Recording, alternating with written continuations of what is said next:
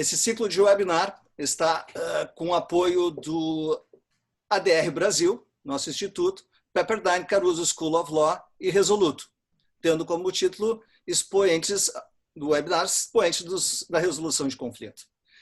Esse ciclo nasceu para trazer o Instituto ADR ao mundo como um esforço em conjunto para todos os organizadores. O intuito dos fundadores do Instituto ADR Brasil é de agregar para multiplicar, empenhando-se com a disseminação da ciência, da negociação e de resolução de conflitos. Congregando profissionais que seguem para um futuro onde as diferenças serão inevitáveis, entendemos que o processo de solução pode ser diferente daquilo que foi construído e disseminado até um passado recente nas academias. A mudança está acontecendo e podemos dizer que o futuro está acontecendo agora, e todos aqui fazem parte dessa história. Contando com o apoio da Pepperdine e do Resoluto, o sonho para congregar profissionais da área de resolução de conflitos, disseminar a cultura da negociação e, sobretudo, valorizar o estudo de novas práticas profissionais que se tornarão parte dos ensinos nas escolas do futuro, passa por esse evento e os debatedores que iluminarão nossos conhecimentos. Hoje contamos com dois grandes expoentes da resolução de conflitos nessa sala. E com satisfação e honra apresento Andréa Goma de Azevedo, que é Senior Research Fellow no Ash Center for Democratic Governance and Innovation da Universidade de Harvard. Fundador do Mediation Caucus na Harvard Kennedy School, juiz de direito e professor adjunto dos programas de inverno e verão do Strauss Institute for Dispute Resolution, Pepperdine University. Também contamos com a presença de Gilberto Juste, advogado, sócio do Pinheiro Neto Advogados e coordenador do setor de prevenção e resolução de conflitos. Vejam bem. Graduado no Direito pela Universidade de São Paulo, com mestrado pela Universidade da Califórnia, Berkeley. Gilberto tem se dedicado à arbitragem e outros métodos extrajudiciais de prevenção e solução de litígios, atuando como advogado em arbitragens no Brasil e no exterior. Como colega de bancada, amigo que tenho especial apreço, considerado ilustre embaixador dos estudantes brasileiros no sul da Califórnia, Marcelo Rosadilla. É diretor associado e professor adjunto no Strauss Institute for Dispute Resolution da Pepperdine Caruso School of Law, mediador e advogado. Como podemos observar, pessoal, estamos em uma mesa onde todos têm algo em comum, além da amizade, a resolução do conflito e seus estudos, o que faz parte do dia a dia de todos. Esse é o espírito do Instituto ADR Brasil, que agradece a audiência de todos presentes. Informamos que o evento está sendo gravado e, pela capacidade limitada da sala e com autorização de todos os envolvidos, também estamos veiculando pelo live streaming do Facebook, na página do Instituto ADR Brasil. Pessoal, nós estamos aqui com um título baseado no mercado, onde nós viemos para pacificar e progredir. Eu escutei, certa feita, do André, se me permite chamar de André, o Method Market Fit. Poderias nos trazer essas informações de que o Process Market Fit vai trazer para nós no futuro como mediadores e o mercado da mediação? Perfeitamente. Antes de mais nada, queria saudar a todos, dizer a grande satisfação de compartilhar a tela com pessoas tão queridas e queridas há tantos anos, né? Então, assim, talvez de todos os momentos que eu tive de lives esse ano, esse é o que eu mais tenho conforto de estar com pessoas realmente muito próximas. Edu eu conheci na Califórnia, quando eu estava lecionando. Gilberto, e eu já aproveito para dizer que foi meu chefe, mais ou menos, porque eu fui advogado no Pinheiro Neto por 2 anos, no milênio passado, mas ainda assim... E ele já era sócio, então vejam como o Gilberto está muito bem conservado, que hoje parece que a gente tem a mesma idade.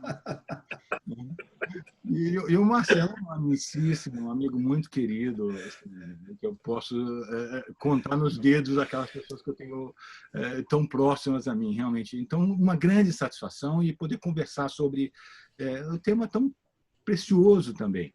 Marcelo, antes de eu começar, pergunto, você tem alguma coisa que você gostaria de Não, acrescentar? de maneira alguma, eu estou aqui para ouvi-los. É. Vou até sair Então, da sala aqui. tudo bem. Então, assim, vamos falar um pouquinho sobre mercado. E a ideia aqui, quando falamos sobre Process Market Fit, é basicamente uma discussão que a gente tem tido aqui na universidade com outros colegas, professores e pesquisadores, que é o seguinte, olha, vamos voltar talvez um século e pensar no Henry Ford. Né? Quando perguntaram para o Henry Ford por que carros? E a proposta dele, quando foi lançar o Ford T, era um carro que fosse popular, todos pudessem ter acesso ao Ford T. E aí ele falando o seguinte, olha, em algum aspecto nós precisamos dizer para o consumidor o que ele quer. Se nós perguntarmos para o consumidor o que você quer, ele vai me dizer, queremos cavalos mais rápidos. Tá? Então, tem essa fala dele, que de fato, como tem um artigo da Harvard Business Review, mostra que a fala não é dele, mas foi mais para exemplificar essa demanda para provedores de produtos e serviços de certa forma, antecipar um pouco o que eles imaginam que os consumidores querem. Tá? Mas aí encontramos uma primeira barreira, que é a gente desenvolve o serviço, mostra para o usuário e depois verifica se isso aqui está funcionando ou não. Né? Então, em boa parte, essa é uma problemática que nós temos hoje, é que nós desenhamos sistemas de resolução de disputa, processos, principalmente o litigioso, né? E nunca consultamos o jurisdicionado para perguntar o que está acontecendo. Há 2 dias estava conversando numa live também, junto ao Fórum de Juizados Especiais, e eles estavam me perguntando qual era o erro principal do ponto de vista de inovação dentro do Poder Judiciário. E eu falei, olha, o grande erro que eu vejo é, no final de cada processo, não tem um espaço para o jurisdicionado e o advogado dizer, eu gostaria que esse procedimento tivesse ocorrido desta outra forma. Por quê? Porque a gente perde as oportunidades de inovação. Então, e por que eu comento isso? Eu comento isso porque realmente nós estamos tendo uma série de novos processos que estão entrando no mercado já nas últimas décadas e que, em boa parte, nós estamos presumindo que eles funcionam bem, mas não testamos. E aí vem assim, a minha primeira provocação, que é compartilhar 2 situações bem peculiares que ocorreram com pessoas próximas a mim recentemente. Uma delas foi um amigo meu que estava vendendo a casa agora, logo antes da pandemia, vendeu uma casa ali no litoral norte de Salvador, um pouquinho abaixo da Praia do Forte, e recebeu 32% do valor global como sinal, e os outros 68% receberia em 90 dias. Passados 60 dias veio a pandemia. Então, no dia 6 de março, o comprador falou que não queria mais comprar e queria receber o sinal de volta. E aí ele falou, olha, o sinal, a princípio, está perdido. E aí começaram a discutir um enunciado nas jornadas de direito civil que estabeleceu que existem limites para o valor do sinal e qual seria a posição do STJ. E os dois começaram a discutir, conversar, e assim, ficando um pouco tenso, e alguém virou e sugeriu, por que a gente não vai para uma mediação? E aí a parte virou e falou assim, eu não quero um mediador, porque eu sei qual é o meu direito, eu quero resolver com base em direito, eu sei quais são os meus interesses também, eu quero vender a casa.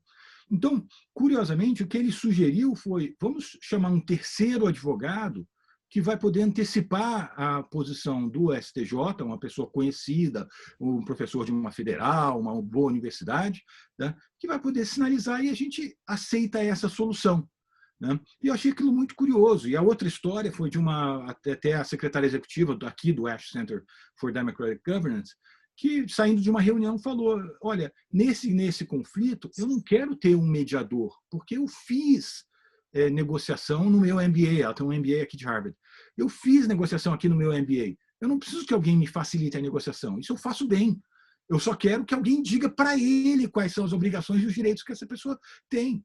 Então, o curioso é que, em boa parte, quando a gente começa a falar de Process Market Fit, né, quer dizer, o encaixe do processo com o mercado, eu acho que uma primeira pergunta que nós deveríamos nos fazer é, será que com a mediação facilitativa, que é a principal linha que está sendo adotada, tem tudo bem, transformativas, narrativa circular, mas uma que praticamente todos são bastante avessos é a avaliadora, né?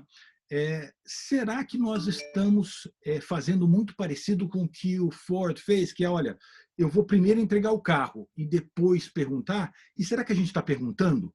Né? E eu digo isso porque, basicamente, em muitas situações, nós temos advogados que não querem ir para uma mediação porque eles não querem resolver com base em interesses. Eles querem resolver com base no direito material porque, francamente, isso traz segurança jurídica. E, olha, quando estabelecemos contratos, fizemos com base numa preocupação de trazer a segurança jurídica. E aí, numa conversa breve, assim, em preparação para essa live, eu conversei com o Gilberto e eu falei, gostaria de começar com uma seguinte pergunta. Né? Neste caso, acho que talvez seria o ideal terem as pessoas, no caso que eu estava exemplificando da venda da casa lá no litoral norte de Salvador, o ideal seria, eventualmente, contratar um escritório grande para atuar como um parecerista resolutivo ou algo do gênero, não que desse um parecer para, vamos dizer assim, vincular as partes, mas simplesmente para dizer, olha, muito provavelmente, considerando essas provas, esses documentos, a nossa consideração é que a probabilidade de X da parte autora ou da parte A ganhar. Né?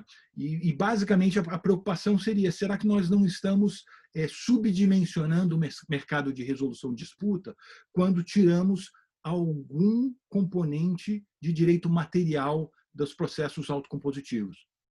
Gilberto, aproveito para te saudar novamente e já te passo a bola com essa pergunta, se você me permite. Bom, muito boa tarde a todos. Eu queria, antes de mais nada, agradecer muito o convite que me foi feito para estar aqui com vocês. Como o André disse, antes de tudo, nós estamos entre amigos muito queridos. O André, que eu conheço, ele já revelou desde o século passado, mas eu preciso dizer, só para for the records, que naquela época a gente começava no Pinheiro, né, muito novinho, viu, André? Acho que era antes da lei de estágio, antes ainda tinha... Eu entrei lá ainda moleque, por isso que não é conservado, não, é que eu era bem novinho mesmo. E foi uma satisfação trabalhar com você, ainda que não por muito tempo, mas já o suficiente para te admirar desde então, e desde então a admiração só tem crescido. Ao Marcelo, que é realmente um embaixador e cuida lá na Pepperdine, no Strauss Institute, de um dos hoje maiores e melhores programas de resolução de conflitos nos Estados Unidos, ao Eduardo, pela grande iniciativa de montar o Instituto ADR, que tem um diferencial muito bacana, vale a pena conhecer, e a todos vocês que reservam essa hora aqui para nos ouvir. Realmente, tinha trocado uma bola com o André, e ele havia me perguntado, com um tom, uma maneira até um pouco reticente, não fica ofendido, mas você acha que hoje, por exemplo, você lá no escritório, ou escritório, toparia ser contratado para dar uma avaliação, um parecer, ajudar a resolução de disputas? E eu respondi imediatamente, hein, André, sem titubear, que sim, mas com todo o prazer, e acho que é um dos papéis que não só o escritório, qualquer advogado tem, aliás, um papel que vem desde de priscas eras e é consagrado tanto na própria lei Estatuto da Advocacia quanto no Código de Ética e Disciplina da OAB, cujo segundo artigo, inciso 8, é bastante claro, dizendo que é dever do advogado estimular a conciliação entre os litigantes, prevenindo sempre que possível a instauração dos litígios. Com base nesse pensamento, há muito tempo que eu faço questão de me referir ao outrora setor contencioso do escritório, exatamente como o Eduardo gentilmente me apresentou, como do setor de prevenção e resolução de conflitos. Eu acho que é isso hoje o papel de um advogado que no século passado, 20 anos, 20 e poucos anos, era um advogado eminentemente contencioso. Hoje ele é um advogado de prevenção e resolução de conflitos, ainda que no judiciário ou por arbitragem, caso não haja a possibilidade de prevenir o litígio. E isso também justifica, pessoal, o fato de estarmos aqui, de um advogado falando. Nós temos um mediador muito bom, que é o Eduardo, já atuamos, tenho certeza, André, eu também já atuei em algumas mediações, não como uma função principal. Mas por que o advogado? Porque o advogado tem essa missão. E, portanto, o advogado tem que trabalhar junto com os mediadores, junto com as partes. Então, aqui, nós estamos todos no mesmo barco. Nós estamos aqui para desenvolver esse mercado, para estimular essa solução. E aí vem a questão que o André colocou, que é do Process Market Fit. Isso é uma questão extremamente relevante, principalmente no momento que nós estamos vivendo aqui no Brasil. Nós não estamos inventando a roda, a mediação existe já há muito tempo, positivada, inclusive, desde 2015, a resolução do CNJ de 2011, sistemas multiportas adotados em diversos tribunais, mas, por razões que não haveria nem tempo de nós discutirmos aqui, ainda não tem aquela presença como poderia e deveria ter num país que beira os 100 milhões de ações judiciais em curso. Não vamos entrar aqui nas razões, mas uma pandemia como essa, ou uma crise como essa, é o momento que faz mexer em várias coisas. E me parece que isso tem acontecido com a mediação. E já há, por exemplo, provimento da Corregedoria da Justiça em São Paulo, com o projeto piloto de conciliação e mediação. Esperamos que, infelizmente, através de uma situação ruim, como é a que enfrentamos no momento, possamos rever e reviver e prestigiar, finalmente, institutos como esse. E há que ser uma visão de todos nós muito aberta. Não dá para você ter uma receita de bolo e dizer a mediação ela só pode ser facilitadora, não pode ser avaliativa. Eu costumo responder a isso da seguinte maneira: depende. Depende de que situação nós estamos falando. Não é one size fits all. É process market fit. Aquilo que é o caso concreto, a expectativa da parte, a demanda da parte, e isso engloba desde a mediação de assuntos de direitos indisponíveis, de família, de sucessão, vizinhança, até a mediação eminentemente empresarial, como nós chamamos, que é aquela cada vez mais previstas nos próprios contratos, né, como uma etapa da solução de conflitos, ou aquela que, independentemente de estar no contrato, é tentada pelas partes numa questão comercial, empresarial.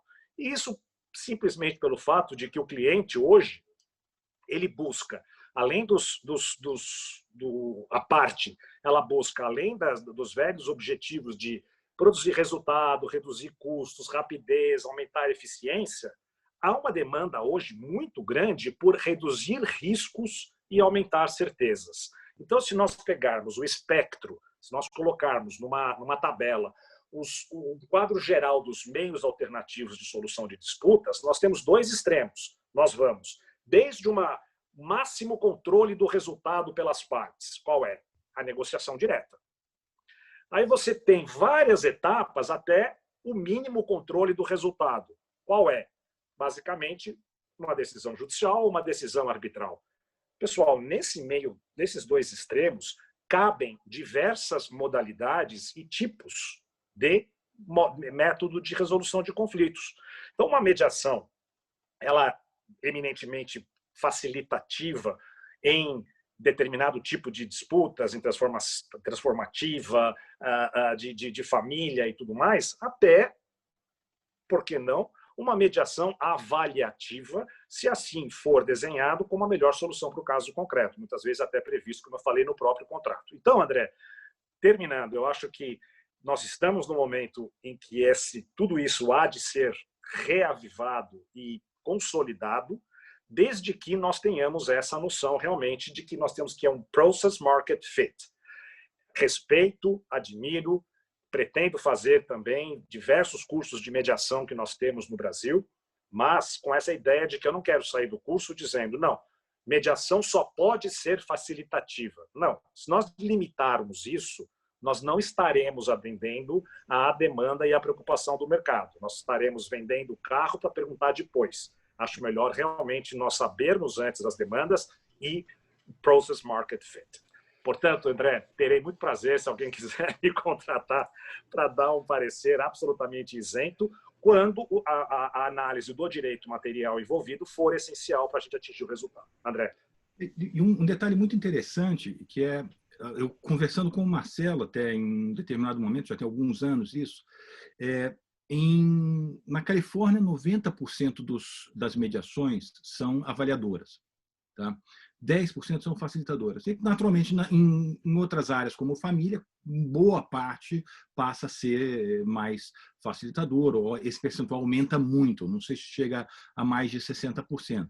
Né? Mas o detalhe é o seguinte, e aí, no primeiro momento, eu quis entender por que isso, até porque a mediação facilitadora, ou facilitativa, como quiser chamar, começa lá, praticamente. Tá? Em São Francisco, na década de 80, e assim por diante. Então, o que aconteceu? Será que eles não conhecem a mediação facilitativa? Por que não tem esse mercado? E eu comecei a conversar com alguns alunos de Pepperdine, principalmente os norte-americanos. E eles simplesmente falaram, olha, isso aqui realmente é uma preferência dos advogados. E o curioso é que os clientes confiam nos advogados. Então, se os advogados preferem uma mediação facilitadora, é uma coisa. Agora, se eles preferem uma mediação avaliadora, desde que não seja, e aí atendemos a lei brasileira, né, que a lei brasileira veda pressões inoportunas. Mas ninguém está falando de uma mediação avaliadora que seja de pressões inoportunas, e sim de empoderamento das partes. E aí, Gilberto, eu me permito até voltar a contar aquela história de uma conciliação que eu estava conduzindo, que de um lado tinha, eu posso contar que o caso é público, né? Uma audiência de conciliação que de um lado tinha uma desembargadora, né? E de outro lado tinha uma cidadã francesa. Né? E não tenho dúvida, a cidadã francesa está olhando e falando, olha, é claro que ele vai favorecer a desembargadora, ela é superior hierárquica. Então, assim, e aí começa a audiência já com, eu não tenho dúvida, aquela disparidade e ausência de confiança em relação ao condutor do processo. Aí eu começo, dou as boas-vindas a todos e peço, agradeço a presença de todos e peço, logo depois da declaração de abertura, que anotem num pedaço de papel qual é a expectativa que cada um tem em relação à vitória. Né? E aí os dois anotaram um percentual, me entregaram um escrito, eu olhei, vi e falei, olha, antes de mais nada eu queria agradecer, porque os dois advogados claramente vestiram a camisa dos seus clientes, estão realmente vivendo da forma mais enfática o direito do próprio cliente, e de outro lado eu tenho um probleminha aqui que é a soma dos dois percentuais que tinha que estar dando 100%, está dando 194%.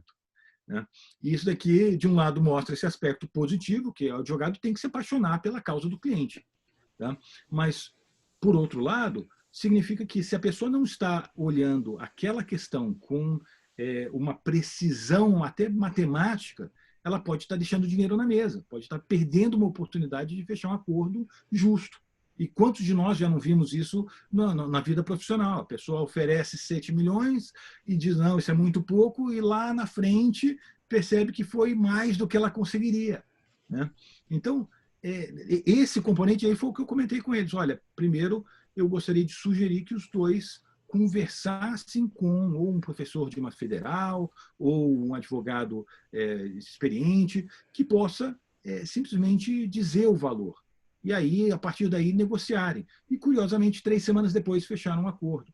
Então, de fato, a gente começa a perceber que existe um campo no mercado muito grande para essa que a gente está chamando de advocacia resolutiva, que é uma prática profissional baseada na análise objetiva de probabilidade de êxito. Eu sei que eu vou ganhar 10 milhões, mas eu acredito disso com 70% de probabilidade, e quem está me dizendo isso é um terceiro. O meu advogado não é pago para ter essa imparcialidade, ele é pago para defender os meus direitos. Né? Quem vai ser pago para ter essa objetividade e isenção é um terceiro. Né? E ele vai me dizer qual é a análise objetiva da probabilidade de êxito, vai me identificar apropriadamente os interesses reais das partes, vai criar valor em razão de abordagens integrativas e assim por diante. Então, com isso, a gente começa a perceber, e aí vem a provocação, acho que de fazer referência ao artigo da Urs Cavalli-Conja, que é o Pacificar e Prosperar, o mercado de métodos de resolução de disputas nos Estados Unidos, né? Que é exatamente dizer, olha, de certa forma nós estamos começando a encontrar um teto operacional, que a gente vê que a mediação cresce muito, mas continua encontrando muita resistência de muitos advogados. E possivelmente, aí vem a minha pergunta, será que muitos advogados não gostariam de um processo diferente? De um processo que fosse mais baseado em direitos, né? Marcelo, acho que o Marcelo quer falar alguma coisa. Não, só acrescentar, eu vou provocar vocês um pouco aqui. A gente já conversou tanto sobre isso, né? Inclusive eu ouvi o Gilberto falar em São Paulo, eu acho que foi ano passado que eu estive lá, foi, como se diz em inglês, foi a breath of fresh air, né? Porque era o que eu gostaria de ouvir, porque a gente está tanto falando, uma coisa que mais me atraiu na mediação desde que eu comecei a estudar foi a flexibilidade do processo. A gente, né, escolheu o que serve para nós, como é que o processo vai ser.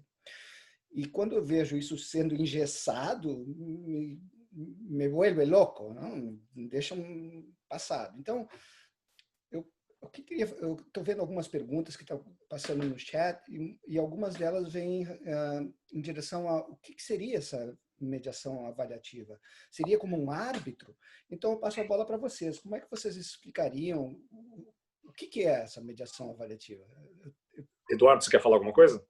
Sim, e principalmente um comparativo que o Gilberto pode trazer na área empresarial e o que o Goma estava falando do que ele tem visto na Califórnia, que não varia somente em aspectos, em áreas trabalhadas, mas numa generalidade. Eu acho que isso é bom para contribuir para o nosso público entender como funciona em outros níveis, em outras áreas, a mediação avaliativa. Não, perfeito. Eu vou falar rapidamente para a gente a minha visão sobre isso. Essa flexibilidade eu acho fundamental. A gente tem que aprender a conviver com ela. Quero dar um exemplo muito falando, literalmente aconteceu ontem à noite.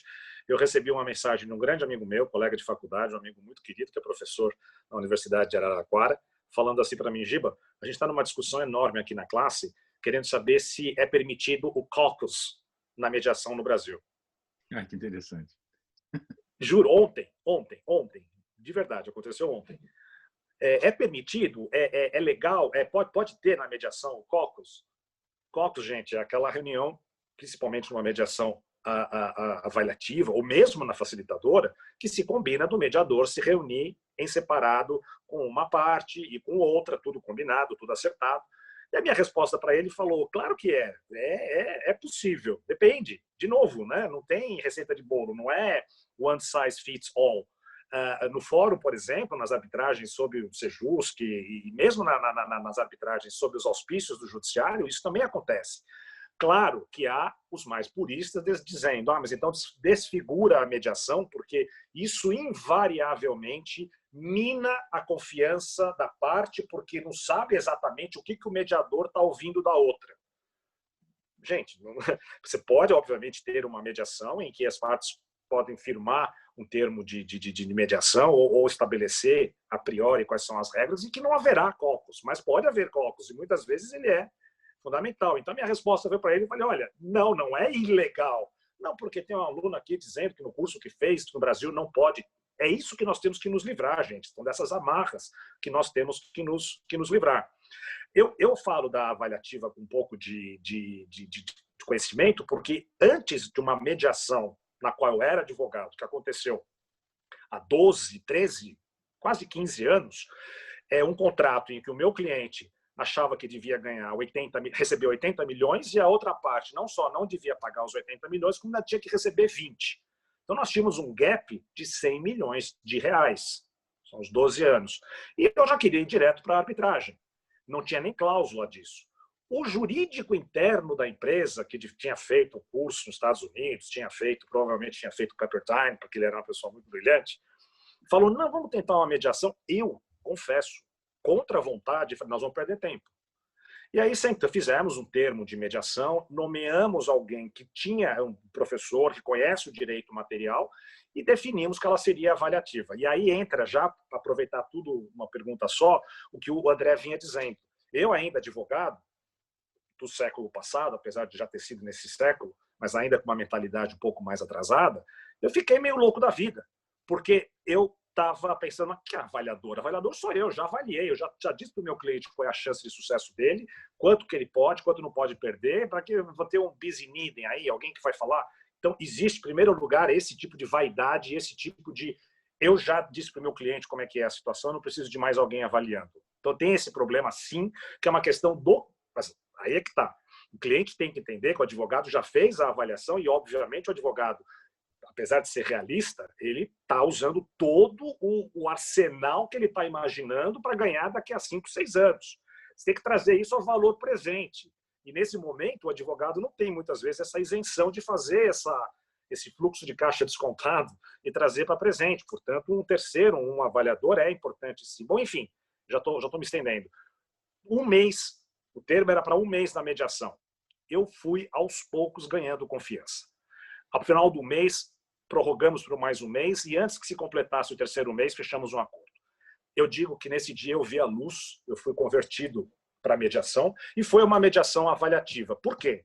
Porque era uma questão, apesar de eminentemente técnica, havia questões jurídicas relevantes envolvidas, em que este mediador, um profissional muito conhecido, muito sensato, ao seu conhecimento jurídico, trouxe também o seu bom senso, a sua experiência de vida, e houve escocos de um lado, de outro, nós nos reuníamos separadamente, e cada vez que ele se reunia com a outra parte sabia disso, ele apresentava ou nos ajudava a ver os pontos fracos e os pontos fortes, para que a gente chegasse nesse denominador. Então, isso é uma mediação avaliadora ou avaliativa, em que o mediador ele tem não é ascendência, não é pressão, não é nada. Ele agrega esse juízo de valor de uma maneira objetiva. Ao contrário da facilitadora, claro, que tem todo o seu valor também, toda a sua importância, todo o seu expertise, pessoas que têm a sensibilidade de conduzir temas, principalmente mais afeitos a direitos indisponíveis, de menos caráter econômico, mas mais de direitos da pessoa mesmo. E nenhuma das duas é melhor do que a outra. Depende da situação que você está enfrentando e da solução rápida que você quer para o seu conflito. Então, é isso que eu queria te dizer, Marcelo. Eu comecei a gostar da mediação, a acreditar na mediação, pelo extremo, pela totalmente avaliativa, que naquele caso resolveu tremendamente bem o nosso problema. E só para terminar, claro, além da vaidade do advogado, de, poxa, mas eu estou aqui para resolver, eu precisar de mais, existe também uma questão de ainda meio reserva de mercado. Nós temos ainda a postura de muitos advogados, ainda com o conceito antigo de que o advogado contencioso, né, que está nessa fase anterior ao de prevenção e resolução de conflitos que eu mencionei, que obviamente não é errado nem nada, gente, é uma cultura, não estou criticando, eu já fui muito assim também. Vamos levar esse processo adiante, recorrer sempre que possível e acha que vai ganhar muitos honorários quanto mais o processo durar. Hoje a gente já se vê que não é isso. Eu prefiro resolver logo uma arbitragem, resolver logo uma mediação, ou melhor ainda, evitar um litígio, porque eu tenho certeza que essa relação de fidúcia que eu tenho com o meu cliente só vai ser fortalecida e ele vai me procurar em muito mais ocasiões, nós vamos evitar muitos outros conflitos e o dinheiro que eu deixei de ganhar questionando, né? Porque a gente sabe que um processo longo é perda de dinheiro para todo mundo. O dinheiro que eu ia ganhar de honorários por um processo que durou 5 anos, eu vou acabar ganhando numa economia de escala, porque ele vai voltar muitas outras vezes para mim. Perfeito. André? Não, eu te provocaria para mais uma pergunta, Gilberto. Vamos imaginar uma situação que... Porque aqui, no nosso bate-papo, pelo menos essa primeira meia hora, a gente está falando, olha, vamos lá, vamos ver com cautela, mas existe um mercado para mediação avaliadora no Brasil. Tá? E o que eu falo, quando eu falo que, assim, para mediadores, principalmente os novos, eu falo, olha, vale muito mais você publicar um artigo na revista dos tribunais, ou revista de processo, ou ainda algum artigo em uma revista de peso sobre direito civil, do que ter 10 certificações diferentes de mediador. Tá? Por quê? Porque a pessoa se estabelecer bem como um profissional do direito dá uma pisada mais forte do que saber todos os procedimentos possíveis e imagináveis e terem feito todos os cursos de mediação. Então, o curioso, de novo, nós precisamos pensar em mercado. O que o mercado quer? Um mediador que domina mediação transformativa circular, mediação narrativa freudiana, mediação narrativa e mediação transformativa e mediação facilitativa com cursos em 3 ou 5 instituições diferentes, ou alguém que tem um peso muito grande como uma pessoa que domina o direito material e processo, como você falou, jogo de cintura, habilidades sociais e assim por diante. E aí vem a pergunta. Vamos imaginar que estou dando um caso real e mudando um pouco, para poder, enfim, trazê-lo de uma forma confidencial. Dois irmãos, sócios de uma empresa de grande porte, passaram a brigar depois de uma festa de fim de ano em que um falou algo que não deveria, vamos falar assim, para a esposa do outro. Tá? Esse tipo de caso, agora estão querendo fazer a cisão da empresa. Seria um caso de mediação avaliadora ou mais para facilitadora? Te jogo a pergunta até mesmo para a gente poder mostrar que, olha, tem espaço para todo mundo, mas qual seria a sua visão? Olha, a minha visão, repito, sem querer fazer o jogo do contente, porque eu sei que tem várias pessoas, imagino que há várias pessoas nos assistindo que não são advogados e que são excelentes mediadores e que têm mercado para ser mediador e continuar a ser mediador. Isso é importante frisar. Então, quando você diz é melhor você ter escrito artigos e mostrar que você conhece o direito material do que fazer vários cursos, depende. Se a gente está falando, por exemplo, de um contrato complexo em que as partes romperam aquele contrato, como no meu caso, de 100 milhões de reais, e que havia questões jurídicas muito importantes para serem resolvidas, eu concordo com você que nós fomos procurar não alguém que já tinha certificados de ter feito mediações, cursos de mediação, mas alguém que tinha um cabedal, alguém que tinha um conhecimento, além de uma postura conhecida no mercado de sensatez, de bom senso e tudo mais.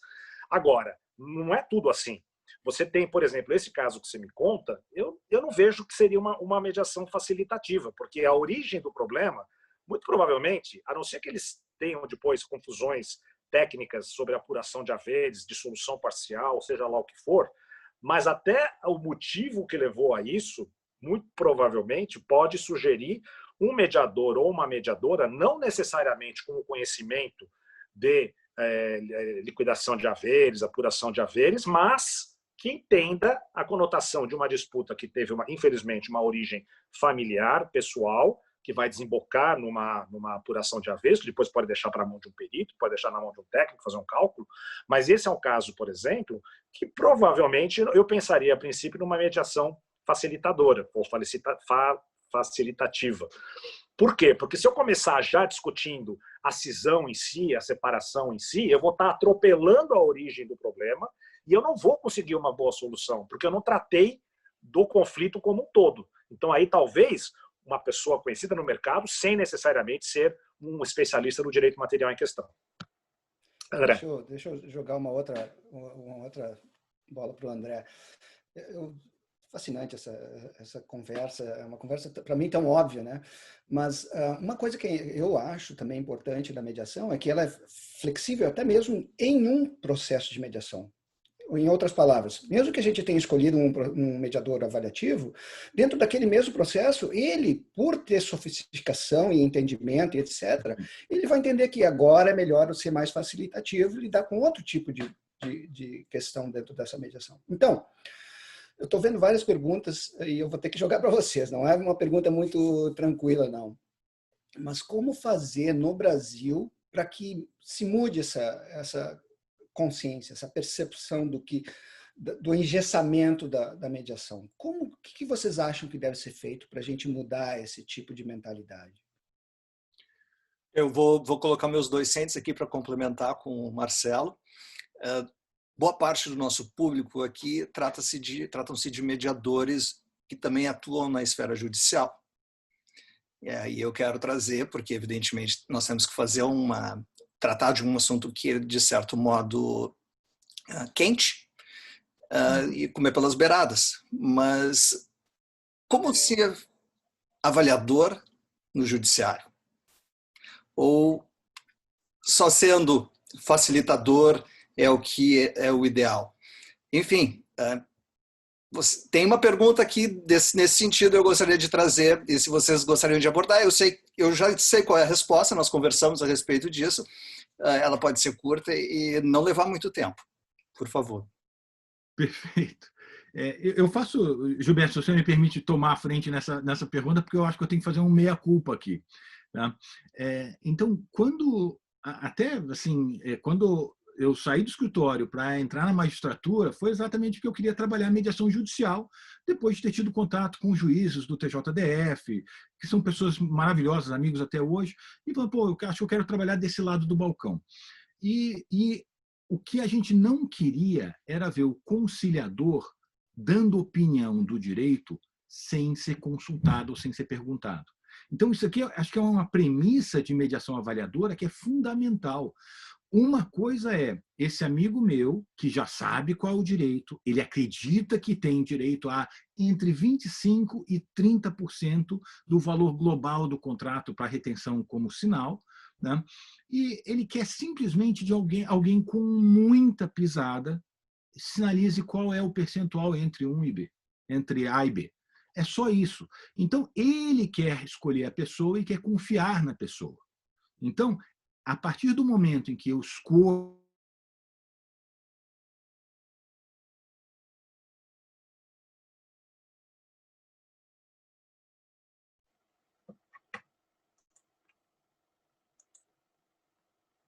Gilberto, quer speak up from there, enquanto a gente espera o André voltar? Eu posso falar, então, enquanto nós esperamos? Eu entendo a questão e tenho assim, é até bom que o André me escute falar rapidinho. Os juízes têm muita culpa nisso. Eu vou começar falando, já que ele não está ouvindo, gente, aproveitar que o juiz está fora. Não, brincadeira. Vamos fazer só um breve histórico para a gente entender por que tem essa dificuldade. Sob a égide do Código de 73, ainda, Código de Processo Civil, no começo dos anos 90, houve uma mini reforma do CPC. Para quem não viveu essa época, que depois acabou se consolidando com a emenda de 2004 da Constituição, que mudou tudo, a partir daí começou a se trabalhar no novo CPC. Mas ainda o antigo CPC, final dos anos 80, começo dos anos 90, houve vários movimentos para pequenas modificações do Código de Processo Civil. A gente chamou de mini-reforma do CPC na ocasião. E entre elas foi celebrada a tal da audiência de conciliação logo no começo do procedimento, que o juiz devia chamar.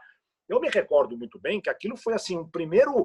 Oba, finalmente nós vamos ter uma tentativa de solução que era capitaneada e presidida pelo próprio juiz. Saiu isso na lei, o código foi alterado. Foi um desastre. E sabe por que foi um desastre? Porque os primeiros a não prestigiar isso foram os juízes. De achar isso aqui inútil. Doutor, tem certeza que o senhor quer audiência de conciliação? Eu só vou falar o quê? Pô, o próprio juiz, né? Então, desculpa, eu acho que tem que ter um grande... Os juízes falam muito nisso, mas eu acho que tem que ter uma conscientização e tem que ter um apoio maior. Tanto que o atual Código de Processo Civil, no seu artigo 3º, fala a conciliação, o seu artigo 3º, parágrafo 3º, a conciliação, a mediação e outros métodos de solução consensual de conflitos deverão ser estimulados por juízes, advogados, defensores públicos e membros do Ministério Público, inclusive no curso do processo judicial. Então, quer saber qual é a minha receita? Receita não, porque ninguém... Quer saber qual é a minha sugestão? Que se cumpra esse parágrafo. Que não é uma questão só do advogado, é uma questão dos juízes, dos defensores públicos, dos membros do Ministério Público. E eu falo isso porque eu me recordo muito bem, há 20 anos, desse episódio. Todo mundo ficou contente e os primeiros que detonaram essa inovação do Código de Processo Civil foram os próprios juízes que não viam utilidade nisso. Tinha despacho, confirmem as partes se realmente querem audiência de conciliação. Vinha nesses termos.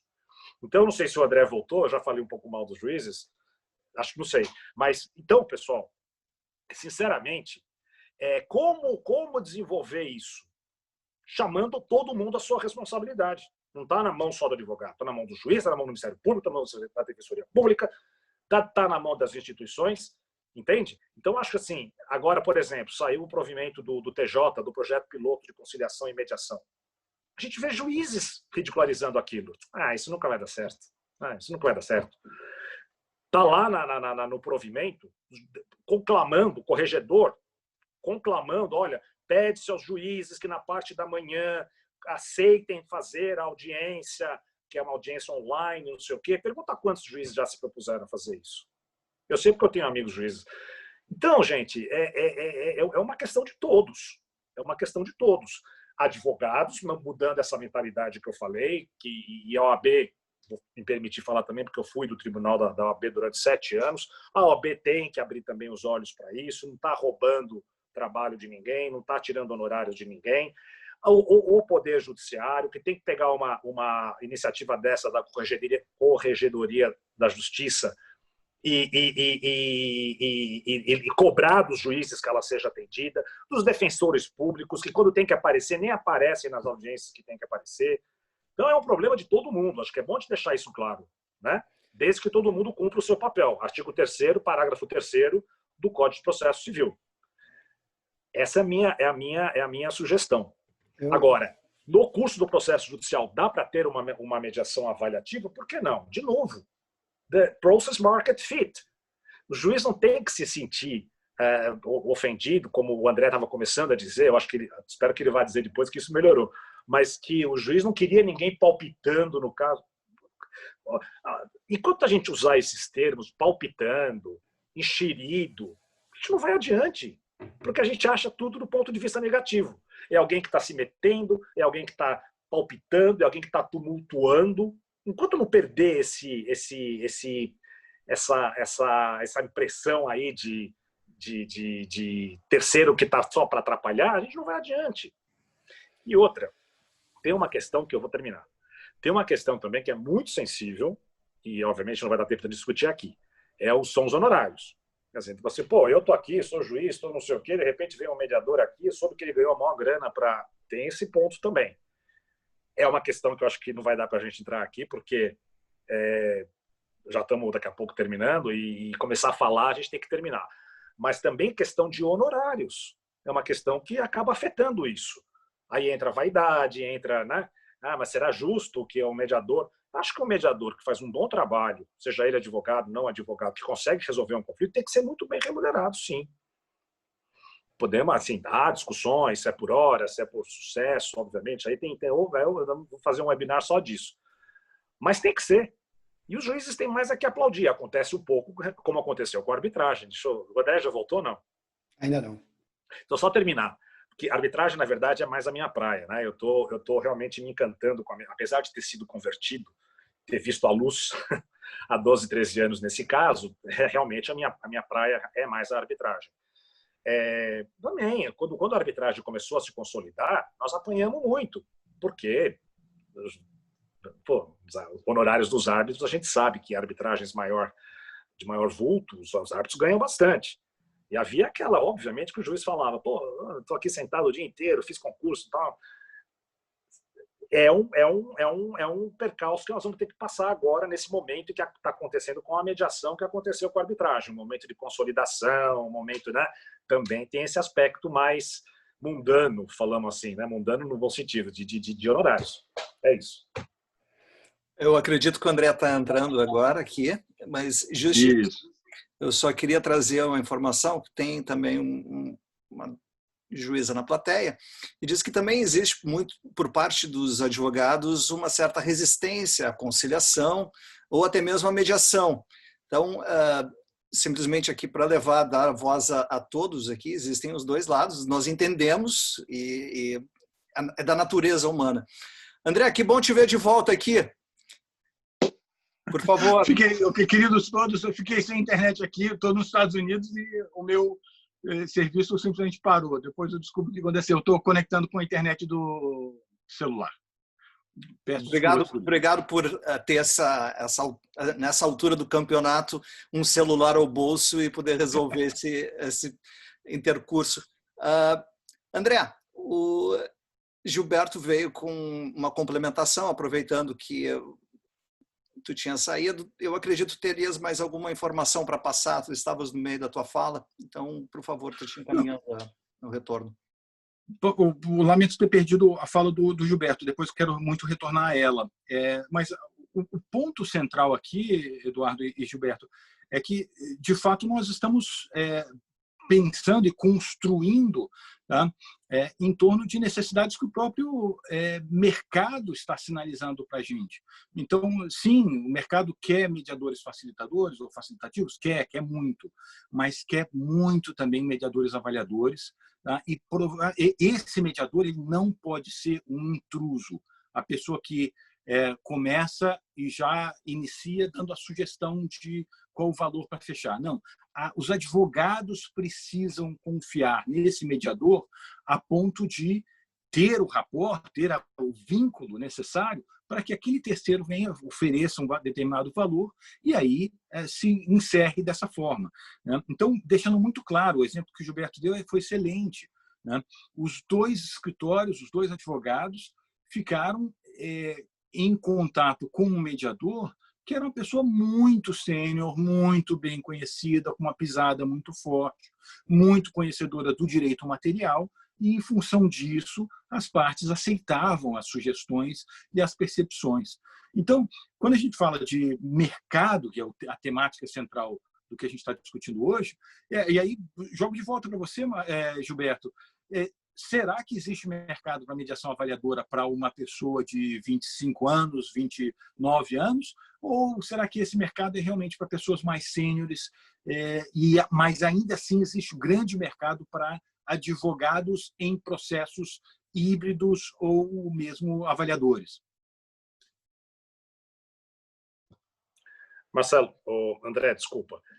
Antes de mais nada, eu queria salvar um pouco a minha pele aqui e dizer que todos nós temos nossa participação nas dificuldades dos advogados, principalmente, também como eu próprio disse, a OAB não é a primeira a apoiar isso, e eu acabei de dizer, corto na própria pele, já fui membro da OAB, do Tribunal de Ética, e sei a resistência que ainda a comunidade jurídica de advogados tem em relação a métodos eficientes, não porque não querem o bem do cliente, mas porque tem uma visão ainda muito antiquada, uma visão muito cartorialista, uma visão muito de reserva de mercado, mas felizmente a gente vai avançando aos poucos. E tem muitos juízes, por exemplo, os juízes atualmente nas varas de empresariais, nas varas de recuperação e assuntos relacionados a arbitragens excelentes, que apoiam, inclusive os juízes que foram nomeados nesse projeto piloto. Quero fazer aqui, por favor, dizer que a gente está colocando aqui, estamos no papo franco e colocando todo mundo tem a sua responsabilidade. Você não estava, André, mas eu lembrei que o artigo 3º, parágrafo 3º do Código de Processo Civil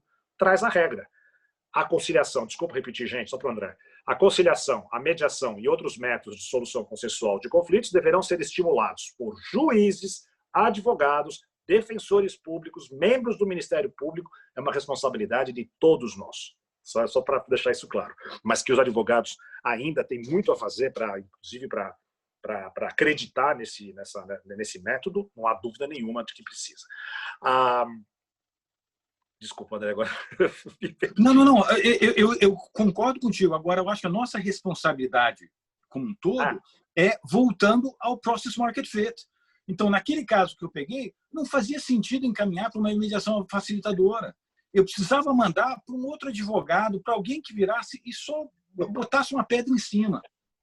Eu acho que era nisso que você estava caminhando. É nisso que eu estava caminhando, André. De novo, não pode ter receita de bolo. A pior coisa para ter um descrédito é você insistir naquilo que você sabe que não vai dar certo, que não está dando, mas você quer dar murro com ponto de faca. Da mesma maneira como hoje, eu estava dizendo para você, a minha praia é muito mais arbitragem, estudo muito mais arbitragem, tudo. Eu tenho que ter a maior tranquilidade hoje de dizer para um cliente que procura uma negociação de contrato, que me chamam para opinar sobre a cláusula de resolução de conflitos. Não, eu vou chamar o Gilberto porque ele é bom de arbitragem, ele vai... Eu chego e falo, olha, não pode ter arbitragem aqui. Não ponham arbitragem. Pô, mas falaram que ia chamar você porque você é fã de arbitragem. Eu sou fã da arbitragem quando ela é o método adequado. Aqui não cabe arbitragem. Da mesma maneira, você não pode querer insistir numa mediação que você pode começar sendo meramente facilitador ou facilitativa. Você tem que ter também o bom senso, mesmo que ela tenha 3 meses de duração, cabe ao próprio mediador, a todo mundo, resolver encerrá-la antes. Ficar insistindo em métodos que não estão dando certo, que não é adequado, só para... Não, mas tem que chamar. Chama de novo para cá. Não, vamos chamar... Da mesma maneira, num caso como esse, eu concordo. Nesse tipo que você mencionou, para que você vai pegar uma mediação avaliativa? Provavelmente ela não vai dar certo e ela só vai acrescer a má fama da mediação. Então, de novo, a gente volta no process market fit, não é one size fits all. Concordo com você nesse caso. Agora, também não acho que se optarem por um mediador avaliador, não há que ter essa questão de que ele vai ser um enxerido, um metido. Aí vai do mediador também. Claro, o mediador que chega e fala, não, aqui isso a gente resolve só se o fulano pagar 3 milhões para o outro. Eu acho que esse mediador não vai ser chamado mais. Né? Exato. Você vai tendo uma seleção aí.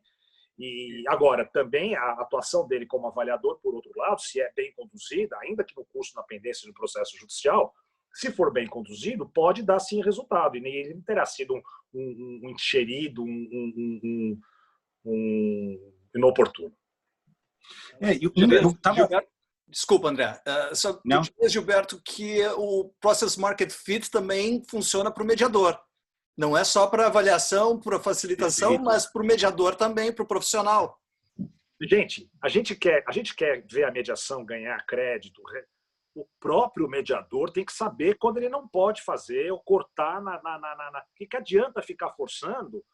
Não, é isso que eu falo, entendeu? A gente, por exemplo, trazendo para a arbitragem de novo, a melhor maneira que eu posso contribuir para cada vez mais crédito na arbitragem é também dizer quando não dá para fazer arbitragem, quando eu não aconselho colocar a cláusula arbitral, quando eu não...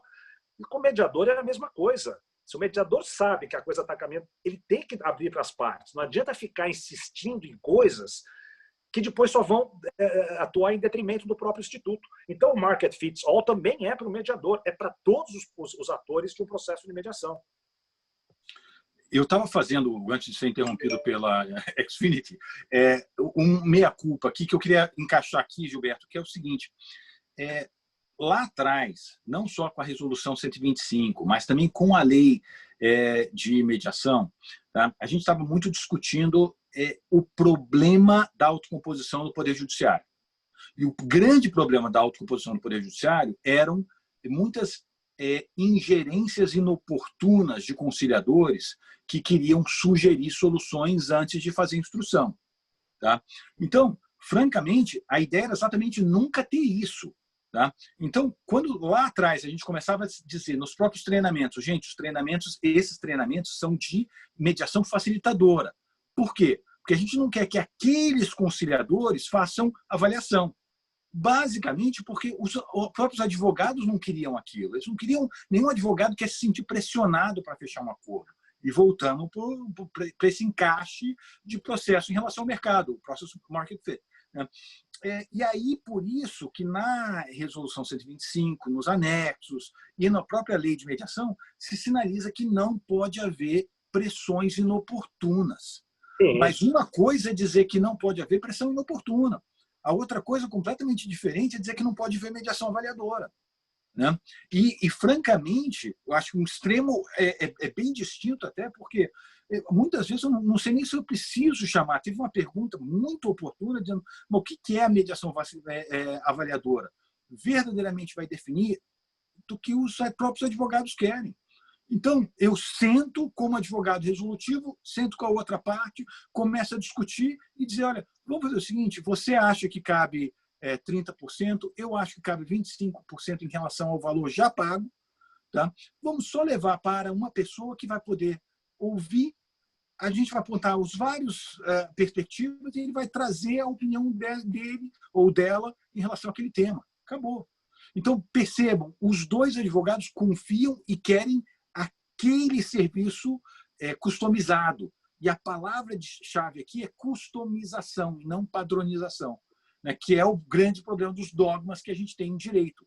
Processo de mediação é assim, assim, assim, assim, assim, assado. A definição de mediação é assim, assim, assado. Eu me lembro, quando a gente começou lá no CNJ, um dos grandes problemas do curso de mediação, que a gente era muito criticado, era porque nós passávamos pouco tempo dando a diferença entre mediação e conciliação, enquanto a gente via que tinha curso de mediação no Brasil de 360 horas de duração e que tinha incríveis 60 horas que era só sobre a diferença de mediação e conciliação. Eu falei assim, cara, quem sobrevive 60 horas de discussão entre o que é conciliação e mediação já merece um prêmio, porque é muito pouco produtivo esse tipo de discussões semânticas. né? A gente precisa pensar em termos, olha, realmente, customização. O que os advogados querem? Eles construíram. O advogado, como regra, é um profissional muito criativo, consegue entender e customizar o processo, e aí, a partir daí é que a gente vai pedir para um terceiro, né? Então, acho que assim, muito dentro dessa linha, né? E hoje, realmente, no Brasil, a gente fala, existe mercado para mediação avaliadora dentro do Poder Judiciário? Eu dei um exemplo. Na audiência de conciliação, estavam os dois ali, eu pedi para anotarem um percentual de ganho, vi que te deu 194% e encaminhei. Só que encaminhei para fora do Poder Judiciário. Eu não ia pedir para o meu assessor ou ainda o conciliador da comarca ser esse terceiro, porque não ia dar certo.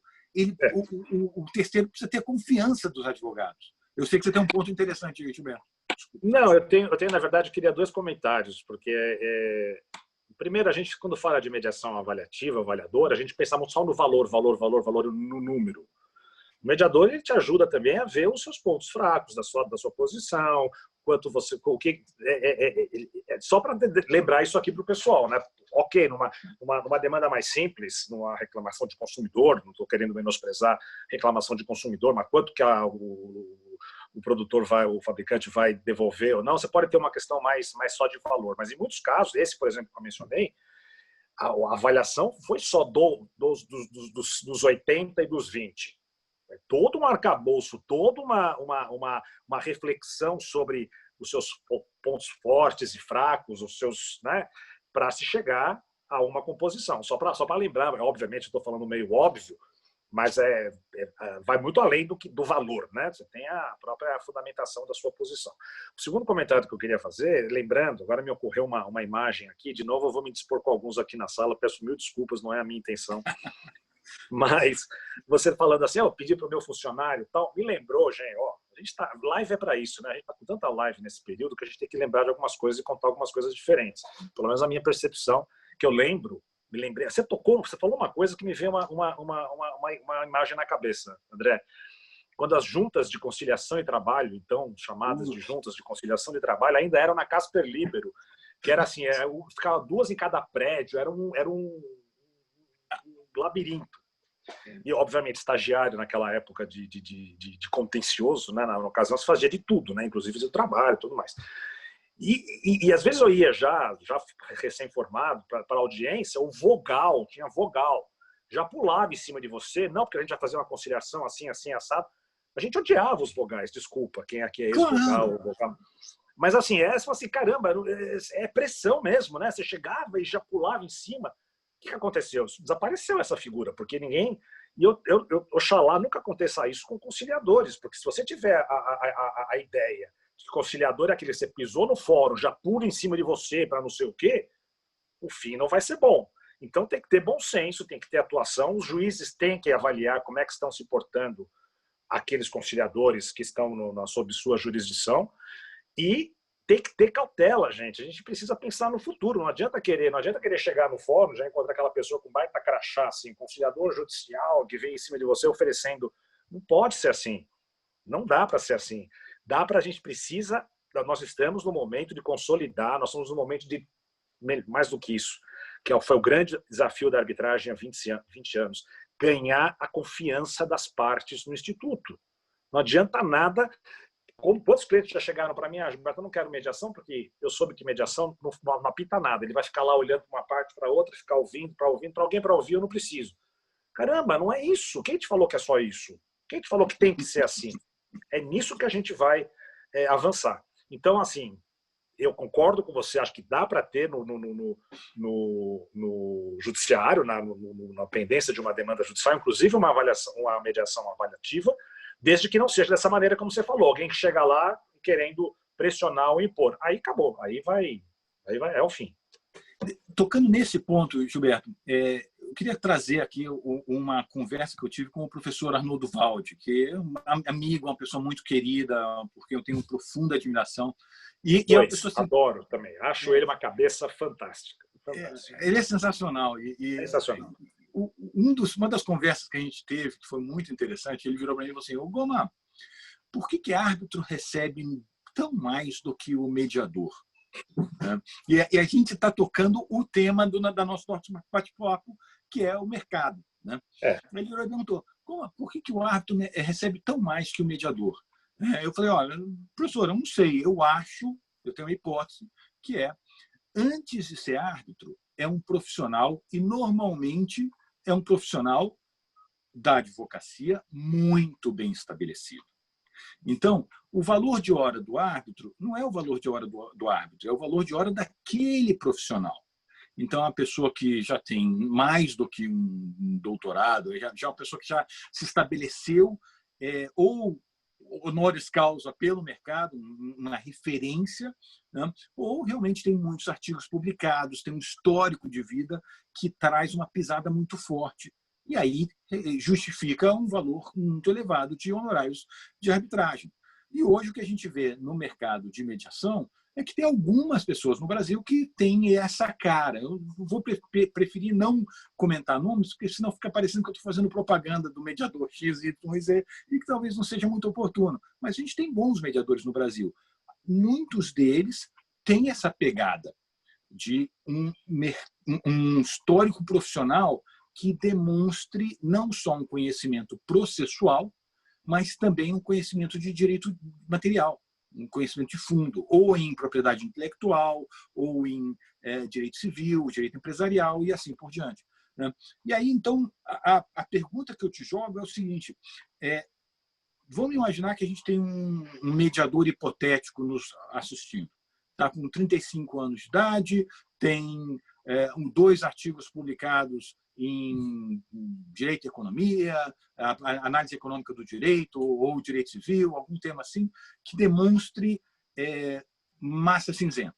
Demonstra que a pessoa tem capacidade intelectual, tem determinação, tem garra, tem disciplina de estudar a fundo um determinado conteúdo, né? Qual conselho você daria para esta pessoa, para ela subir no mercado, né? Olha, André, eu acho que é o mesmo conselho que eu dou para os meus estagiários, para os associados, ou para a maioria, enfim, praticamente para qualquer profissão. A pessoa tem que melhorar, tem que se aprimorar, ela tem que avançar. Assim, eu tenho um pouco de receio de falar do mediador com uma pessoa de 35 anos, tal, de novo. Talvez porque eu tenha contado esse caso, quando eu vi a luz tudo, que exigia, porque era uma demanda extremamente complexa, com muita dificuldade, partes muito sofisticadas e tudo mais. Mas não é necessariamente assim. Você pode ter perfeitamente, eu acho que eu não tinha respondido aquela sua pergunta anterior, pessoas de 25 anos, 30 anos, 35 anos, não tem problema nenhum de ser mediador ou conciliador, respeitando a sua limitação de conhecimento, sabendo ser franco. Pior coisa é você querer passar uma coisa que você não é, ou que você desconhece. As partes logo percebem. Então, eu parto do pressuposto que, para você ser mediador e conciliador, você tem que ter, obviamente, um conhecimento de vida, obviamente, mínimo. Um grande professor, uma pessoa renomada, que já tenha feito seu pé de meia na vida, provavelmente hoje aceita ser mediador aqui ou ali, muito mais por uma questão de realização pessoal, por uma realização, né, que já não depende daquilo. Mas isso é a minoria da minoria. Nós temos bons profissionais que podem e devem se colocar e que precisam ser remunerados, porque é um trabalho legítimo, é um trabalho... E aí a diferenciação vai ser feita, como em qualquer profissão, na capacidade, no estudo. Acho que o mediador, para mim, é uma pessoa, mesmo que não seja advogado, conhecimento de direito material, mas está vendo que as demandas envolvem muito questão de direito, vai ter que estudar, sim, questões de direito. Você não precisa ser advogado, estou falando para ser rábula também, senão a AB me mata.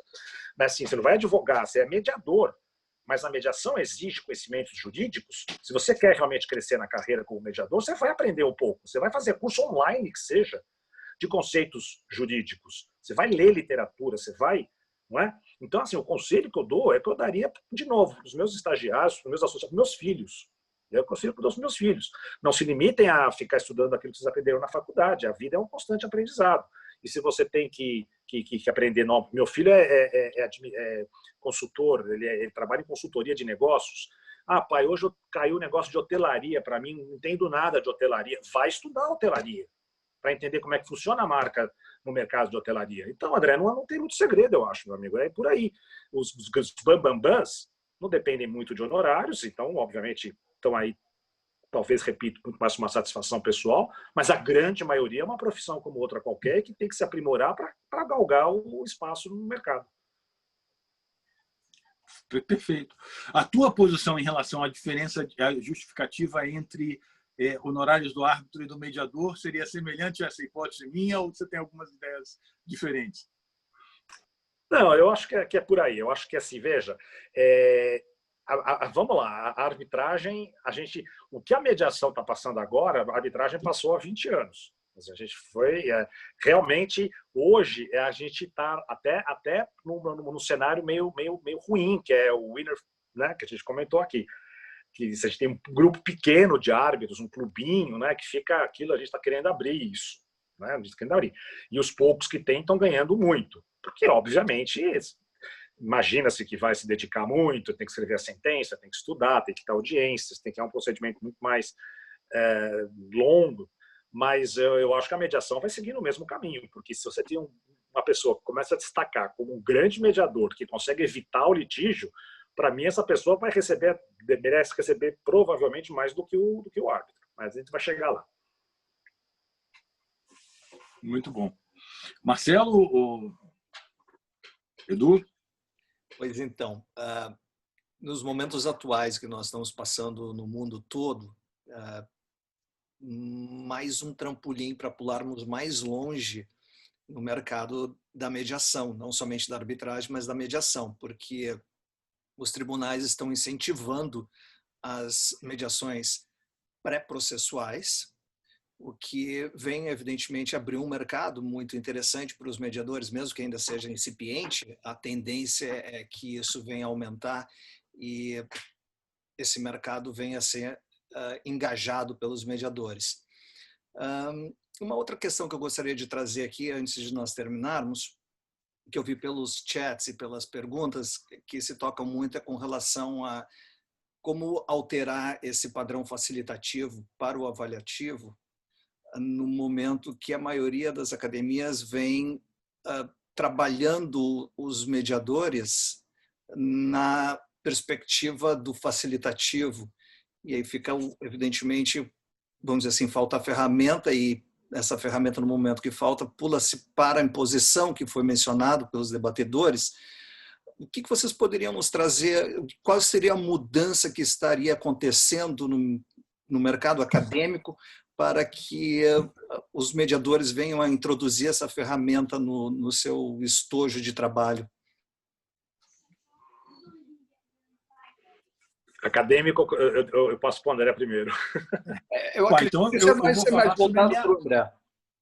Tá bem, tudo bem. Então, eu vou falar sobre a minha paixão do momento, né? Que assim, eu estou transicionando para um projeto do Harvard Innovation Lab, que é o Resoluto, né? É uma plataforma sem fins lucrativos que visa transformar toda a educação jurídica de litigiosa para resolutiva.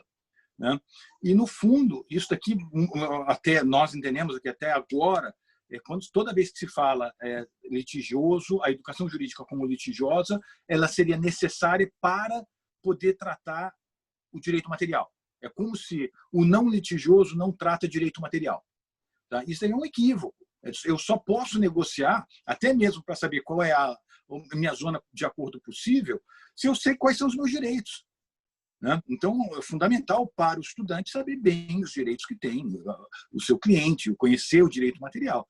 Né? Agora, então, explicando muito rapidamente, até, Gilberto, nós não tínhamos conversado sobre isso, né? Hoje, o Resoluto é uma plataforma online, né, que visa auxiliar professores na educação jurídica para uma visão resolutiva. Né? E a proposta é precisamente expandir isso para todas as matérias na Faculdade de Direito e começamos nesse segundo semestre com um curso de advocacia resolutiva para advogados, né? Que a proposta é exatamente fazer com que eles tenham mais contato com matemática aplicada, então saber exatamente essas análises de esperança probabilística, cálculos de valor presente, alguns conceitos de matemática que o advogado precisa conhecer naturalmente acrescido com o direito material, para poder fechar uma solução, construir uma solução que seja juridicamente estável para o seu cliente, né? A Resoluto.org é a plataforma voltada exatamente a esse tipo de visão. Como é que faz?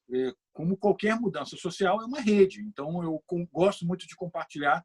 Lá atrás, em 2013, quando estávamos no CNJ, eu falando, olha, como é que a gente vai... Um conselheiro, que é o Neves Amorim, de São Paulo, virou para mim e perguntou: quantos mediadores nós precisamos ter no Brasil para atender uma possível lei de mediação que a gente está construindo? Eu falei, olha, grosseiramente 20 mil. Tá, como é que a gente treina 20 mil? Olha, vai ter que formar uma rede de instrutores. Como é que a gente forma uma rede de instrutores? Vai ter que formar uns primeiros multiplicadores, e eles têm que ser bem treinados. Então, francamente, Edu, eu acho que assim, a forma de mudar esse tipo de cultura é por redes, né? E nós temos uma rede no Brasil que é muito bem consolidada e que é muito alinhada com a valorização do advogado, que é a própria OAB. Então, a OAB tem muitas comissões de mediação, tem comissões de advocacia colaborativa em alguns outros estados, deixando muito claro que a advocacia colaborativa é bem diferente da advocacia resolutiva, mas a ideia aqui realmente é passar, de um lado, por uma nova rede dentro da OAB, né, que tenha apoio institucional interno, seja nas subsecionais, nas secionais, ou ainda trabalhando para o OAB nacional, e deixando também muito claro que, sim, o advogado não é mediador. Tá? Agora, muitos, em especial mediadores, avaliadores, vão ter como pano de fundo um vasto conhecimento de direito, e isso aqui normalmente o advogado tem, ou o juiz aposentado, ou assim por diante. Então, a realidade é, precisamos formar redes. Nós estamos com uma rede que está com um pedaço dela muito frágil, que é exatamente um universo muito grande de advogados que tem muita resistência à mediação. Por quê? Tiveram experiências ruins com ou mediadores que pressionavam, ou mediadores que não conheciam o suficiente direito material para poder entrar em interesses reais e discutir assim os interesses, ou simplesmente por desconhecerem processo. Mas eu acho que a gente precisa olhar um pouco para o exemplo da Califórnia com menos arrogância, se me permite dizer. Não é a Califórnia faz 90% de mediação avaliadora porque eles desconhecem mediação facilitadora, ou porque eles não sabem fazer. Não é isso. Tá? É porque, de novo, o mercado tem uma série de demandas. Mudar mercado significa necessariamente construir redes, e eu só consigo construir uma rede se eu tenho uma massa de pessoas, uma fibra social que está pronta para receber aquilo. Não me parece que é o momento, no Brasil, imaginar que os 1.200.000 advogados estão ansiando por abandonar o direito material e seguir só para uma abordagem baseada em princípios, seguindo a linha de negociação de Harvard. Não é essa visão de mudança social que a gente quer construir para o Brasil. Eu acho que só dá para mudar primeiro tendo a sensibilidade de ver o que os advogados querem como próximos passos. Alguém colocou, e eu lamento não ter conseguido fazer o registro, né, é que hoje, com a pandemia, nós temos uma explosão de litígio que vai acontecer e os advogados com uma demanda muito grande de soluções de curto prazo e juridicamente estáveis. Então, o tecido para a mudança está lá. A dúvida é se a gente vai querer impor uma mudança exclusivamente facilitativa ou vai querer fazer uma mudança facilitativa e avaliadora. E aí vem quem dá esse treinamento para mediações avaliadoras. A minha percepção, e eu falo isso como um conselho que eu dei para esse amigo, tá? É que se a pessoa fez um curso de mediação avaliadora, não contrate. Tá? Porque você quer um super profissional que assim, já foi sócio de escritório, já tem muitos artigos publicados, já tem muita presença no mercado e grande confiança das partes de que aquela pessoa domina muito o direito material. Então, acho que é isso que a gente tem que começar a pensar, né? Então, pelo amor de Deus, não considerem que a gente está pensando em formar um curso de mediação avaliadora. Não tem nada disso. Existem já as pessoas, os profissionais lá no mercado que vão atender dessa forma. Esse nicho de mercado. Obrigado, André. Marcelo, tem alguma colocação para trazer para nós aqui? Não, estou ouvindo assim, maravilhado, um privilégio poder ouvir vocês dois. É claro que a gente sempre tem coisas para dizer, né? Tanto que, só para terminar, acrescentar o que tu falaste, André, tanto que eu nunca ouvi falar em uma classe de mediação avaliativa, ou classe de avaliação facilitativa. É uma classe de mediação. É uma disciplina de mediação, e ali sim se aprende o que é a mediação, que pode ser avaliativa, etc. Risk's Grid. That's right. That's right. Gilberto, como responsável por um setor dentro de um escritório de advocacia respeitável e muito respeitado, evidentemente vocês treinam profissionais para poderem assessorar os seus clientes da melhor forma possível. Qual é o teu sentimento isso dentro do escritório de advocacia que vê essa mudança acontecendo e agora por esse período que nós estamos tendo que ultrapassar e todos vamos ultrapassar? Qual é teu sentimento e o que tu vês para o futuro? Olha, Edu, eu vejo com muita alegria as novas gerações já terem essa visão que eu estou dizendo aqui. Eu vou contar rapidamente, quem já me ouviu falar já deve ter ouvido essa história 2 ou 3 vezes, peço desculpas, eu vou tentar ser bastante curto. São fatos reais e que eu acho que são bastante elucidativos. Como a gente está fazendo uma live, eu gosto de trazer fatos reais. Quando eu era estagiário do setor contencioso do Pinheiro Neto, na década de 80, não tinha paralegal, não tinha lei de estágio, como eu falei, né? A gente passava o dia inteiro fazendo fórum e com fichário, né? Não tinha internet nem nada. Ainda chegava no escritório no fim da tarde, ia fazer todos os registros, né? Não tinha lei de estágio, não tinha nada disso.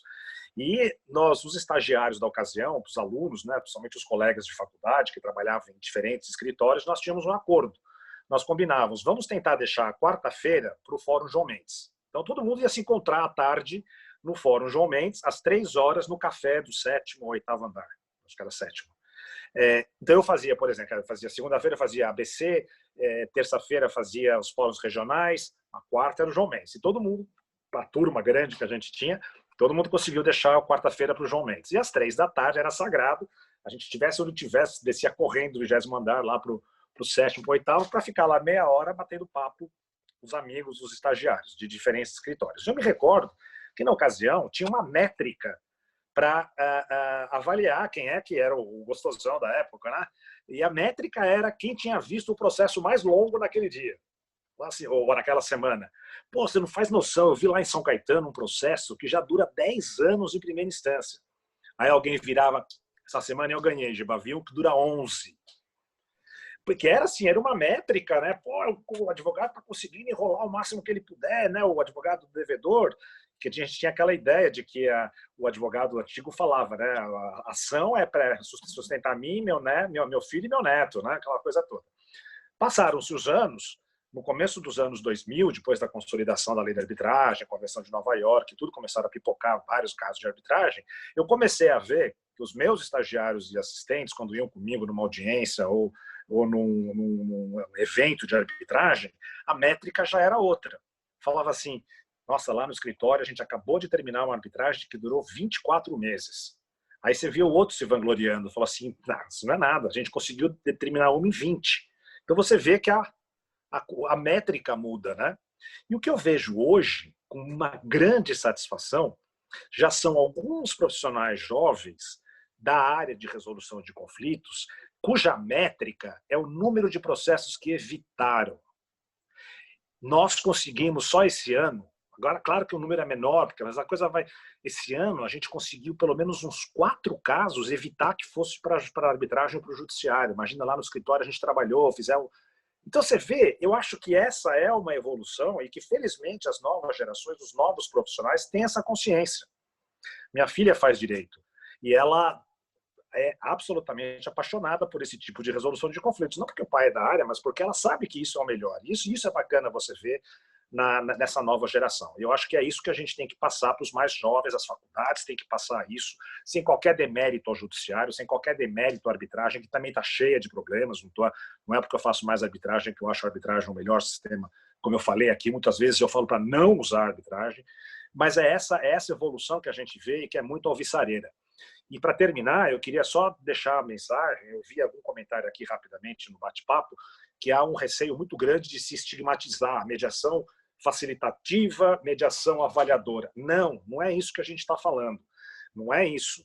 Mas da mesma maneira que eu não gostei, por exemplo, há 1 ano ou 2 anos, que a minha filha chegou e falou assim, pai, você sempre me falou que em mediação o mediador pode falar. A minha professora falou que isso é um sacrilégio, que mediador não pode falar a opinião dele de jeito nenhum, que é um dogma.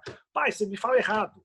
Isso eu acho errado. Ela não deveria ouvir isso na escola, na faculdade, de que o mediador não pode abrir a boca, não pode dar opinião de nada. Tem só que acho isso errado. Como também não espero, não é isso que eu estou propagando, que vai chegar um dia de uma tabela. Para arbitragem, para a mediação assim, deve ser facilitadora. Para a mediação assim, deve ser avaliativa. Também não. Não é nem um extremo, nem outro. É process market fit.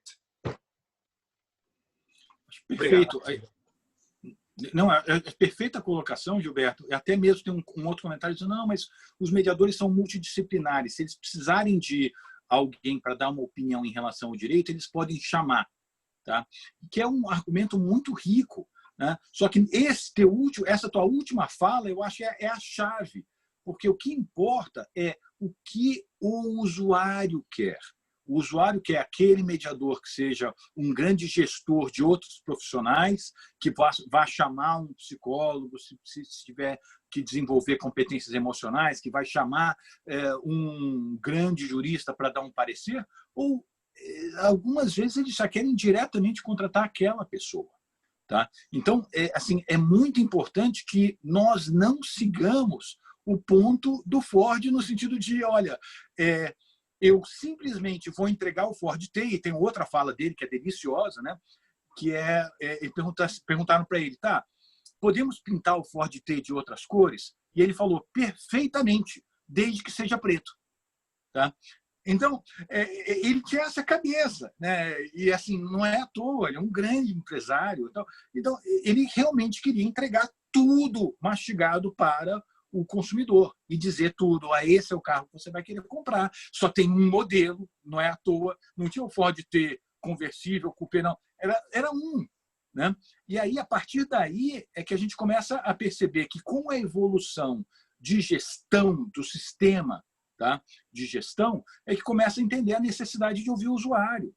E aí o usuário está dizendo, olha, eu não quero um mediador multidisciplinar. E eu falo isso como assim, amigo dessa pessoa que estava envolvido na venda do imóvel lá em Salvador, no Litoral Norte.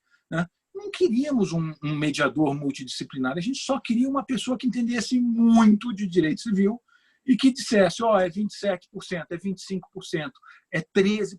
Acabou. Isso daqui já é suficiente, estou em paz com a solução. Acabou. Então, percebam a necessidade da gente estar muito mais atento ao encaixe necessário do mercado em relação ao próprio provedor de serviço. Né? E, sobretudo, quando a gente começa a viver muito em dogmas, né? A quantidade de vezes que a gente vê, não, isto não é mediação. A própria Lila Love falando sobre mediação avaliadora na década de 90 foi mediação avaliadora não é mediação. Aí o Len Riskin, no famoso artigo lá da Harvard Negotiation Law Review, que trata de mediação avaliadora e facilitadora, falou, olha, é a mesma história da pizza em Nápoles. Quando chegou Pizza Hut para Nápoles, os italianos ficaram enlouquecidos, dizendo isso não é pizza.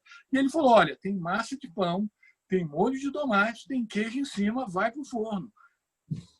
Você pode não querer chamar de pizza, mas está todo mundo chamando de pizza. Acabou. Né? Então, aí vem a questão, de novo, ratificando o ponto do Gilberto, é um process market fit. Vamos ver o que o mercado quer, vamos ter mais sensibilidade para entender que nós temos muitas pessoas que, quando dizem não gosto de mediação, na verdade estão dizendo quero um processo discretamente diferente. e se nós conseguimos mudar o serviço que prestamos para atender esta pessoa que quer um Ford T amarelo, ou vermelho, ou azul escuro, e assim por diante, né? Enfim, passo, Marcelo, Edu, a palavra para vocês, mas assim, as minhas palavras finais são só assim embaixo do que o Gilberto falou. Não tenho o que acrescentar. Para mim, eu fico estupefato com isso, né? A gente gosta de ter escolha em tudo. Se quer ter um carro de corrida, vai comprar um sports car. Se quer fazer um off-road, vai comprar uma Land Rover. Se quer fazer comida japonesa, vai com... A gente gosta de escolhas para tudo. Aí, quando a gente quer escolha do processo, tem que ter um rotulamento do que é, o que não é. Eu acho um absurdo, eu acho realmente uma perda de tempo. Muito bom ouvir vocês, mas é uma discussão tão sem nexo, a meu ver. De qualquer modo, parece que o mercado exige discussão, Marcelo. Não quero desmerecer de maneira alguma a discussão. É só que quanto mais se fala sobre isso, mais se dá conta que é o usuário que vai dizer o que ele quer. E somos nós que temos que nos adaptarmos, né? Só isso. É verdade. Gente,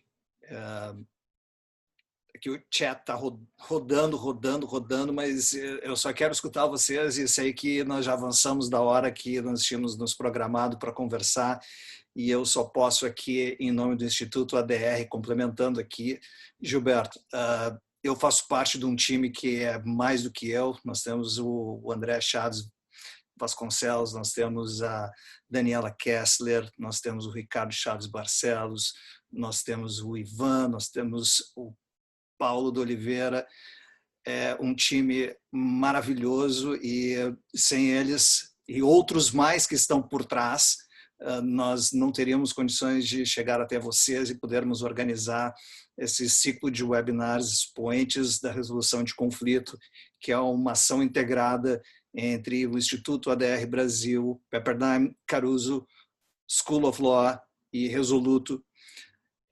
Nós estamos com apoiadores maravilhosos, inclusive aqui o Gilberto faz parte desse time. Eu não tenho palavras para poder conceituar o que eu estou sentindo de ter a possibilidade de estar com vocês aqui, tendo nesse evento. Eu só posso, em nome dessa turma, dizer meu muito obrigado e é inenarrável. Eu espero poder repetir isso novamente pelo resto dos dias e poder aprender com pessoas como vocês e poder disseminar essas ideias para esse povo que precisa, está sedento por informações e, principalmente, antes de mais nada, a experiência. Vocês trazendo esses casos, a perspectiva de vocês, a vivência de vocês, de pessoas como vocês, é muito importante para todos que estão hoje aqui, seja dentro dessa sala de webinar ou no streaming do Facebook e que depois, evidentemente, estarão percebendo, escutando e vendo vocês no canal do YouTube do Instituto. Enfim, meu muito obrigado em nome de todos. Marcelo Rosadina, meu irmão do peito, um grande abraço, muito obrigado e uma boa noite a todos. Muito obrigado, muito obrigado pelo... Desculpe, Gilberto. Não, André, vai tomar. Por favor. Muito obrigado pelo convite, foi realmente muito prazeroso estar com todos aqui. Queria também agradecer a todos que prestigiaram o evento, acompanharam, fizeram perguntas tão interessantes e uma imensa satisfação poder reconectar com todos aqui. Muito obrigado de coração. Eu também quero agradecer muito, muito mesmo, Eduardo, Marcelo, a todos da ADR que propiciaram esse evento. E dizer que o tema é absolutamente atual, absolutamente necessário. Como a gente está vivendo um período meio estranho aqui de Covid e crise, eu me permito também variar um pouco nas citações para encerrar, né? Em vez de falar de um grande jurista ou filósofo, vou lembrar as palavras do Pantera Negra no filme homônimo da Marvel há poucos anos, em que numa situação caótica como nós vivemos hoje, ele lançou a frase que eu acho que resume isso tudo. Os tolos erguem muros, os sábios constroem pontes. Que seja assim. Muito obrigado. Obrigado, Gilberto. Obrigado, André. Marcelo, obrigado por fazer parte dessa mesa. A todos, uma boa noite novamente e até a semana que vem com o webinar número 3 do ciclo dos expoentes da resolução de conflitos. Tchau, tchau. Muito obrigado. Boa noite. Boa noite.